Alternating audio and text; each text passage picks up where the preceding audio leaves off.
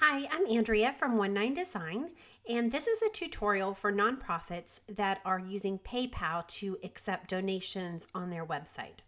If you're like most nonprofits, you've settled for the bare minimum when it comes to using this service. But if that's true, you're missing out on some features that are included with PayPal and that can make a big difference when it comes to the donor experience. This video will walk you through how to set up a donate button, how to customize your donation form, and then how to embed that donate button onto your website. This video does not cover creating a PayPal business account and assumes you have already completed that step. For the purpose of this video, I'm using a PayPal account for my local Habitat for Humanity, where I happen to serve as a board member. So let's get started. We're going to just start right at paypal.com and go ahead and log in to our account. And it's going to take us into our main dashboard. Now, the first place we want to go is up to the Tools menu. And we want to go up to Tools and then down to All Tools. And here we're going to see the tools that we have at our disposal. You may or may not see all of these options depending on what kind of account that you have, but you should definitely see the PayPal buttons option. So when you see that, we're just going to go ahead and click Open right under that menu. And as you can see, we have a variety of buttons to choose from. But for today's tutorial, we're concerned with the donate button. So we're going to go ahead and choose that button there at the end. Now, the first thing it's going to do is help us customize what the button actually looks like on our website. Now, we have some options here. This is not a step that I feel like really requires a lot of customization. Of course, you can if you'd like, but people are pretty accustomed to seeing this kind of button from PayPal. And so I think we automatically have some credibility there. I'm going to go ahead and just default to the large button size here, and I'm going to keep this checked to show the accepted card logos underneath. And like I said, this tutorial is really concerned with the donation form more so than the button itself. So I'm going to click Continue, and the next page that I get is giving me the option to display my organization's name and logo. Now, a lot of people skip this step, and that's unfortunate because this is a chance right off the bat to brand our donation screen and have a little bit of flexibility here. And if we leave this empty, it is going to just default to the name of our organization. So one thing that holds folks up here is not understanding how to use a URL for the logo. I'm not sure why they don't give us the option here just to update a logo image file, but they don't. So we've got to get creative a little bit. And if you don't know how to locate your logo URL, I'm going to show you.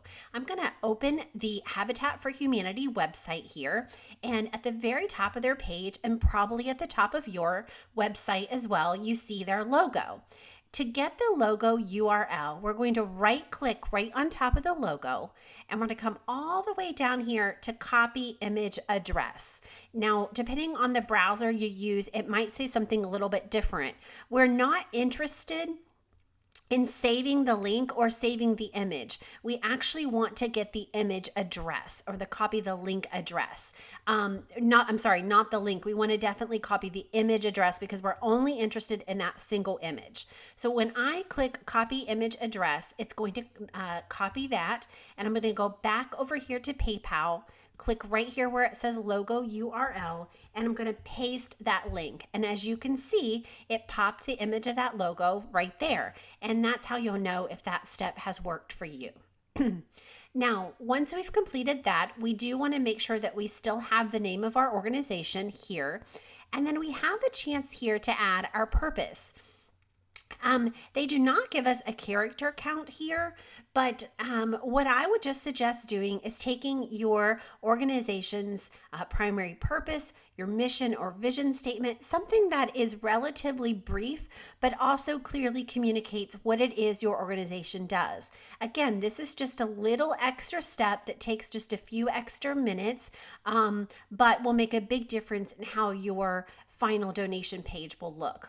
So I'm going to just go over here to the Habitat website, and I'm just going to copy this sort of primary text they have on their website and pop it right in there. And as you can see, it says, please enter a shorter statement. So they're not giving us a character count, but they are telling us that what I've used is too long. So in that case, let's let me back up here and just copy a little bit shorter text for that purpose. Okay, so we're going to go back over here, and I'm just going to copy this first sentence. They don't give us a specific character count, but I'm going to hope that maybe they're going to at least allow us to provide one sentence. And there we go. So that is going to work. Now, the next step here is allowing your donors to choose specific programs for their donations. Now, some people don't want to do this. Some people want all of the donations to go towards one general fund. That's completely okay. But I want you to know that you do have options here to offer a drop down to your donors. And so, for example, if I click here on Yes, List Programs, and perhaps I want to give my donors two options. I can just let them, sort of our default would be help Habitat build homes. So that might be one option for them. And then another option might be help Habitat with their,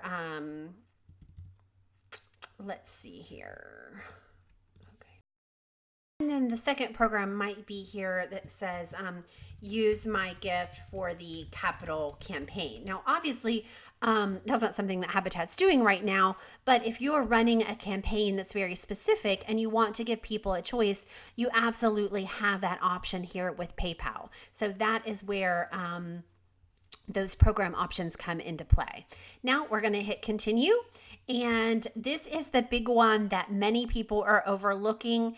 And as we're in the giving season here and we want to have the best donation forms possible, we definitely don't want to overlook this. So most people just kind of keep this where donors can give any amount and they get a fairly blank screen staring at them when their website visitors click that donate button. But what we want to do is set 3 amount options, plus they'll have the option to type in their own amount. We know from research that donor psychology is a real thing. So we need to plant the seed of what we're looking for. I always suggest starting with the largest amount to the left. That is typically going to be the default amount. And so you'll want to go ahead and start with the highest amount. So I'm just going to go ahead and put $500 as the first option here. I'm going to put $250 as the second. And then I'm going to put $100 as the third. And then again, PayPal is going to give them the option to enter a different amount if they wish. But we've already planted the seed of, hey, we're expecting, something of at least $100 from you.